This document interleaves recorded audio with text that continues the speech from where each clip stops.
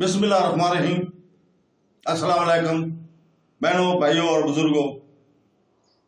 आज की इस दिलचस्प तालीमी और मालूमाती वीडियो में हमारे साथ रहें और वीडियो को पूरा देखें, जहां हम एक कातल को नंगा करने के लिए गाय को ज़बह करने का अजीबोगरीब वाक़े का जायजा लेते हैं। इस मुनफरद तरीके के पीछे हैरत अंगेज सकाफती और तारीखी और कुरानी सियाको सबात दरियाफ्त करते हैं। और सूरह बकरा की आयत नंबर 63 में अल्लाह ताला की तरफ से जराइम को हल करने के लिए इसका इस्तेमाल कैसे किया गया उसके ऊपर बात करते हैं। तो दोस्तों, अल्लाह ताला ने 69 सूरह अल-मैदा की आयत नंबर 67 में फरमाया है, जिसका तर्जुमा है, और याद करो जब मूसा ने अपनी कौम से फरमाया, बेशक अल्लाह तुम्हें हुक्म देता है कि एक गाय ज़बह करो, तो उन्होंने कहा कि क्या आप हमारे साथ मजाक करते हैं? मूसा ने फरमाया, मैं अल्लाह की पनाह मांगता हूँ मैं जहलों में से हो जाऊं।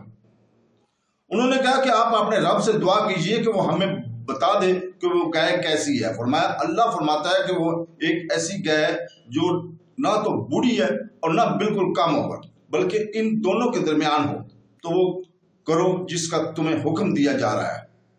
उन्होंने कहा, आप अपने रब से दुआ कीजिए कि वो हमें बता दे कि इस गाय का रंग क्या है। फरमाया कि अल्लाह ताला फरमाता है कि वो पीले रंग की गाय है जिसका रंग बहुत गहरा है।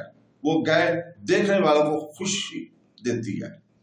उन्होंने कहा, आप अपने रब से दुआ कीजिए कि हमारे लिए वाज़ह तौर पर बयान कर दे कि वो गाय कैसी है, क्योंकि बेशक गाय हम पर मुश्तबा हो गई है, और अगर अल्लाह चाहेगा तो हमें यकीनन हम राह पर पालेंगे।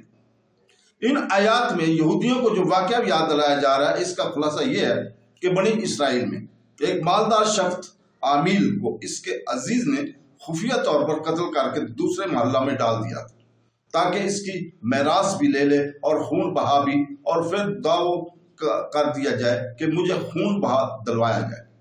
कातल का पता न चलना था। वहां के लोगों ने हजरत मूसा अलैहिस्सलाम से दरखास्त की कि आप दुआ फरमाएं कि अल्लाह ताला हकीकत हाल ज़ाहिर फरमाए। इस पर हुक्म हुआ कि एक गाय ज़ुबा करके इसका कोई हिस्सा मकतूल को मारे, वो जिंदा होकर कातल के बारे में बता देगा। लोगों ने हैरानी से कहा कि क्या आप अलैहिस्सलाम हमसे मजाक कर रहे हैं, क्योंकि मकतूल का हाल मालूम होने और गाय के ज़बह करने में कोई मुनासिबत मालूम नहीं होती। इस पर हजरत मूसा अलैहिस्सलाम ने जवाब दिया, मैं इस बात से अल्लाह ताला की पनाह मांगता हूँ कि मैं मजाक करके जहलों में से हो जाऊं। जब बनी इसराइल ने समझ लिया कि गाय का ज़बह करना मजाक नहीं बल्कि बाकायदा हुक्म है, तो उन्होंने हजरत मूसा अलैहिस्सलाम से इसके औसाफ बयान किए और बार बार सवाल करके वो लोग जो कदी पढ़ाते गए, और बिलाखिर ये हुक्म हुआ कि ऐसे गाय ज़बह करो जो ना बूढ़ी हो और ना बहुत कम उम्र बल्कि दरमियानी उम्र की हो, बदन पर कोई दाग ना हो, एक ही रंग की हो, रंग आंखों को भाने वाला हो। ऐसे गाय के कभी खेती बाड़ी की ना हो, कभी खेती के पानी दिया ना हो। आखिरी सवाल में उन्होंने कहा कि हम इंशाल्लाह राह पालेंगे। बहरहाल जब सब कुछ हो गया तो इनकी तसल्ली होगी। फिर उन्होंने गाय की तलाश शुरू कर दी। इनकी इतराब में एक ऐसी गाय, सिर्फ एक गाय थी। इसका हाल यह था कि बनी इसराइल में एक साला शख्स थे, इनका छोटा बच्चा था, इनके पास एक गाय के बच्चे के अलावा और कुछ ना रहा था। उन्होंने इसकी गर्दन पर मोहर लगाकर अल्लाह ताला के नाम पर छोड़ दिया और बारगाह हक में अर्ज की, या रब जुल जलाल, मैं इस पीछा को इस फर्जंद के लिए तेरे पास वदियत कर रखता हूँ, ताकि ये फर्जंद बड़ा होकर तौबा इसके काम आए। इस नेक शख्स का तो इंतकाल हो गया, लेकिन वो बच्चिया जंगल में अल्लाह ताला के हिफाजत में परवरिश पाते रहे। ये लड़का जब बड़ा हुआ तो इस साले और मुत्तकी बना और माँ का फरमानबरदार था। एक दिन इसकी वालदा ने कहा, ऐ नूरे नजर, तेरे बाप ने तेरे लिए फलां जंगल में खुदा के नाम एक बच्चिया छोड़ी थी, वो अब जवान होगी, अल्लाह ताला से दुआ करो कि वह तुझे अता फरमाए, और तो इसे जंगल से ले आ। लड़का जंगल में गया और इसने गाय को जंगल में देखा और والدہ کی بتائی ہوئی علامتیں اس میں پائیں اور اس کو اللہ تعالیٰ کی قسم دے کر بلایا تو وہ حاضر ہو گئی۔ وہ جوان اس گائے کے والدہ کی خدمت میں لایا۔ والدہ نے بازار میں جا کر 3 دینار پر فروخت کرنے کا حکم دیا اور یہ شرط کی کہ سودا ہونے پر پھر اس کی اجازت حاصل کی جائے۔ اس زمانہ میں گائے کی قیمت ان اطراف میں 3 دینار ہی تھی۔ جوان جب اس گائے کو بازار میں لایا تو ایک فرشتہ خریدار کی صورت میں آیا اور اس نے گائے کی قیمت 6 دینار لگا دی، مگر یہ شرط رکھی کہ جوان اپنی والدہ سے اجازت نہیں لے گا۔ جوان نے یہ منظور نہ کیا اور والدہ سے تمام قصہ کہا۔ اس کی والدہ نے 6 دینار قیمت منظور کرنے کی تو اجازت دی، مگر بیچنے میں پھر دوبارہ اپنی مرضی دریافت کرنے کی شرط لگا دی، جو ان پر بازار میں آیا۔ اس مرتبہ فرشتہ نے 12 دینار قیمت لگائی اور کہا کہ والدہ کی اجازت پر موقوف نہ رکھو۔